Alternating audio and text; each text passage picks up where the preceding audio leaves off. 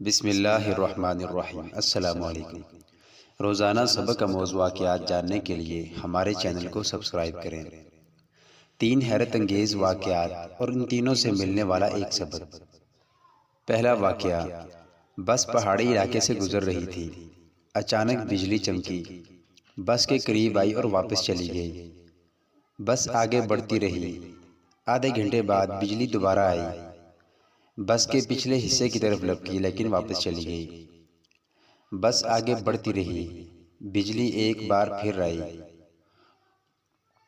وہ اس بار دائیں سائیڈ پر حملہ آور ہوئی لیکن تیسری بار بھی واپس لوٹ گئی۔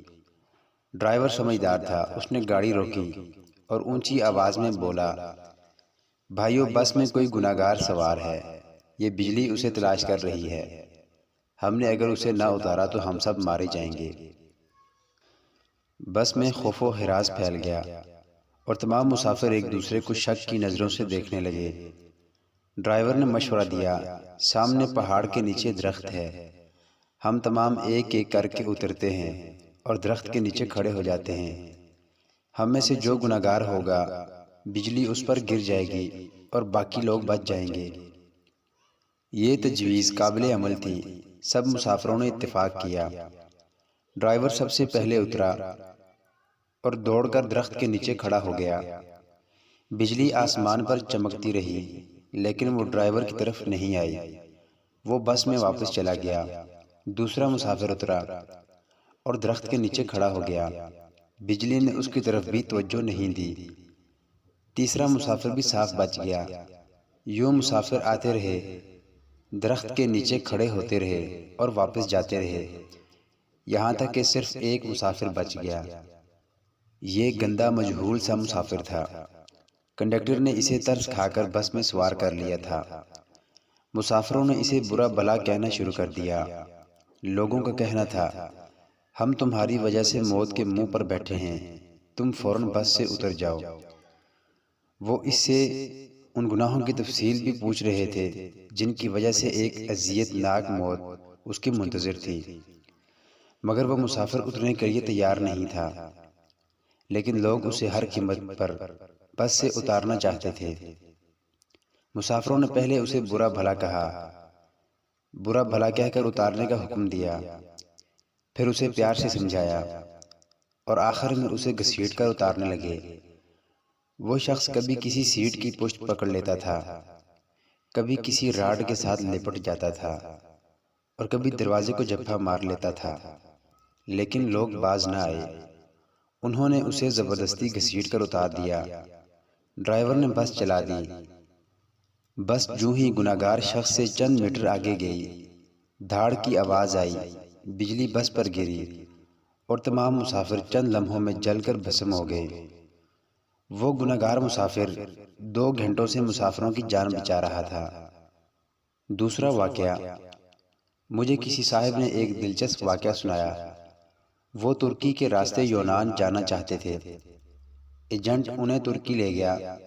یہ ازمیر شہر میں دوسرے لوگوں کے ساتھ برف باری کا انتظار کرنے لگے۔ سردیاں یورپ میں داخلے کا بہترین وقت ہوتا تھا۔ برف کی وجہ سے سیکیورٹی اہلکار مورچوں میں دبک جاتے تھے، بارڈر پر گشت رک جاتا تھا۔ ایجنٹ لوگوں کو کشتیوں میں سوار کرتے تھے اور انہیں یونان کے کسی ساحل پر اتار دیتے تھے۔ یہ ایجنٹوں کی عام پریکٹس تھی۔ اس صاحب نے بتایا، ہم ترکی میں ایجنٹ کے ڈیرے پر پڑے تھے۔ ہمارے ساتھ گجرانوالہ کا ایک گندا سا لڑکا تھا۔ وہ نہاتا بھی نہیں تھا اور دانت بھی صاف نہیں کرتا تھا۔ اس سے خوفناک بو آتی تھی۔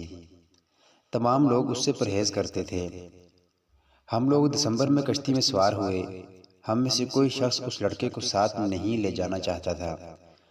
ہم نے اسے روکنے کی کوشش کی لیکن وہ رونا شروع ہو گیا۔ ایجنٹ کے پاس وقت کم تھا، چنانچہ اس نے اسے ٹھوٹا مار کر کشتی میں پھینک دیا۔ کشتی جب یونان کی حدود میں داخل ہوئی تو کوسٹ گارڈ ایکٹیو تھے۔ یونان کو شاید ہماری کشتی کی مخبری ہو گئی تھی۔ ایجنٹ نے مختلف راستوں سے یونان میں داخل ہونے کی کوشش کی مگر ہر راستے پر کوسٹ گارڈ تھے۔ اس دوران اس لڑکے کی طبیعت خراب ہو گئی، وہ الٹیاں کرنے لگا۔ ہم نے ایجنٹ سے احتجاج شروع کر دیا ایجنٹ ٹینشن میں تھا، اسے غصہ آ گیا۔ اس نے 2 لڑکوں کی مدد لی اور اس گندے لڑکے کو اٹھا کر یخ ٹھنڈے پانی میں پھینک دیا۔ وہ بیچارہ ڈبکیاں کھانے لگا۔ ہم آگے نکل گئے۔ ہم ابھی آدھا کلومیٹر آگے گئے تھے کہ ہم پر فائرنگ شروع ہو گئی۔ ایجنٹ نے کشتی موڑنے کی کوشش کی۔ کشتی اپنا توازن برقرار نہ رکھ سکی اور وہ پانی میں الٹ گئی۔ ہم سب پانی میں ڈبکیاں کھانے لگے۔ میں نے خود کو سردی، پانی اور خوف کے حوالے کر دیا۔ جب میری آنکھ کھلی تو میں ہسپتال میں تھا۔ مجھے ہسپتال کے عملے نے بتایا کشتی میں سوار تمام لوگ مر چکے ہیں، صرف 2 لوگ بچے ہیں۔ میں نے دوسرے زندہ شخص کے بارے میں پوچھا۔ ڈاکٹر نے میرے بیڈ کا پردہ ہٹا دیا۔ دوسرے بیڈ پر وہی لڑکا لیٹا تھا جسے ہم نے اپنے ہاتھوں سے سمندر میں پھینکا تھا۔ سمندر کی لہریں اسے دھکیل کر ساحل تک لے آئی تھیں۔ مجھے کوسٹ گارڈ نے بچا لیا تھا، جبکہ باقی لوگ گولیوں کا نشانہ بن گئے یا پھر سردی سے ٹھٹر کر مر چکے تھے۔ میں 15 دن اسپتال رہا۔ میں اس دوران یہ سوچتا رہا میں کیوں بچ گیا۔ مجھے کوئی جواب نہیں سوچتا تھا۔ میں جب ہسپتال سے ڈسچارج ہو رہا تھا، مجھے اس وقت یاد آیا میں نے اس لڑکے کو لائف جیکٹ پہنائی تھی۔ ایجنٹ جب اسے پانی میں پھینکنے کے لیے آ رہا تھا تو میں نے فوراً باکس سے جیکٹ نکال کر اسے پہنا دی تھی۔ یہ وہ نیکی تھی جس نے مجھے بچا لیا۔ مجھے جو ہی یہ نیکی یاد آئی، مجھے 6 ماہ کا وہ سارا زمانہ یاد آ گیا جو ہم نے اس لڑکے کے ساتھ گزارا تھا۔ ہم نہ صرف ترکی میں اس کی وجہ سے بچتے رہے تھے، بلکہ وہ لڑکا جب تک ہماری کشتی میں موجود رہا، ہم سب لوگ کوسٹ گارڈ سے محفوظ رہے، یخ پانی سے بھی اور موت سے بھی۔ ہم نے جو ہی اسے کشتی سے دھکا دیا، موت نے ہم پر اٹیک کر دیا۔ میں نے پولیس سے درخواست کی میں اپنے ساتھی سے ملنا چاہتا ہوں۔ پولیس اہلکاروں نے بتایا وہ پولیس وین میں تمہارا انتظار کر رہا ہے۔ میں گاڑی میں سوار ہوا اور جاتے ہی اسے گلے سے لگا لیا۔ مجھے اس وقت اس کے جسم سے کسی قسم کی کوئی بو نہیں آ رہی تھی۔ تب مجھے معلوم ہوا میرے ساتھیوں کو دراصل اس کے جسم سے اپنی موت کی بو آتی تھی۔ یہ ان لوگوں کی موت تھی جو انہیں اس سے الگ کرنا چاہتی تھی، اور وہ جو ہی الگ ہوئے سب موت کی آغوش میں چلے گئے۔ تیسرا واقعہ، میرے ایک بزرگ دوست جوانی میں ارب پتی تھے، لیکن ان کی زندگی کا آخری حصہ اسرت میں گزرا۔ مجھے انہوں نے ایک دن اپنی کہانی سنائی۔ انہوں نے بتایا میرے والد مل میں کام کرتے تھے، گزارا مشکل سے ہوتا تھا۔ ان کا ایک کزن معذور تھا۔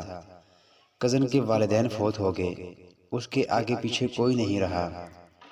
میرے والد کو ترس آ گیا، وہ اسے اپنے گھر لے آئے۔ ہم 5 بہن بھائی تھے، گھر میں غربت تھی، اور اوپر سے ایک معذور چچا سر پر آ گرا۔ والدہ کو وہ اچھے نہیں لگتے تھے، وہ سارا دن انہیں کوستی رہتی تھیں۔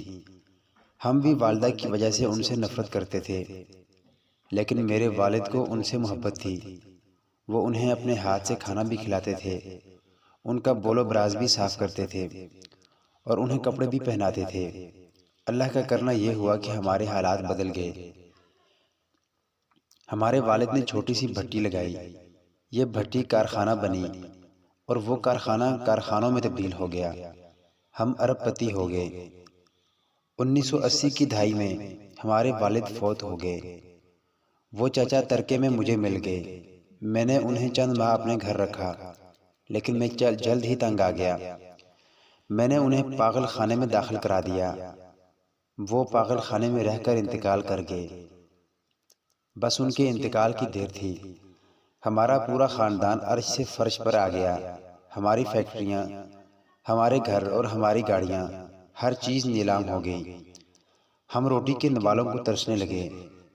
ہمیں اس وقت معلوم ہوا ہمارے معذور چچا ہمارے رزق کی ضمانت تھے۔ ہم ان کی وجہ سے محلوں میں زندگی گزار رہے تھے۔ وہ گئے تو ہماری ضمانت بھی ختم ہو گئی۔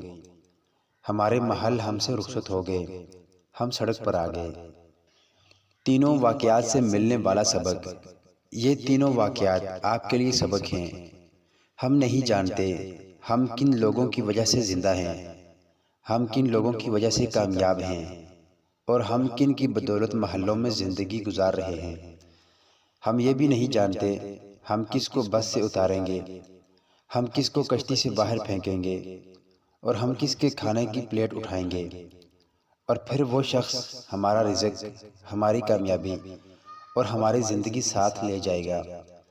ہم ہرگز نہیں جانتے، لہٰذا ہم جب تک اس شخص کو نہیں پہچان لیتے، ہمیں اس وقت تک کسی کو بھی اپنی بس یا کشتی اور گھر سے نکالنے کا رسک نہیں لینا چاہیے۔ کیونکہ ہو سکتا ہے ہمارے پاس جو کچھ ہو وہ سب اس شخص کا ہو، اور اگر وہ چلا گیا تو سب کچھ چلا جائے گا۔ ہم نہ رہیں، مٹی کا ڈھیر بن جائیں۔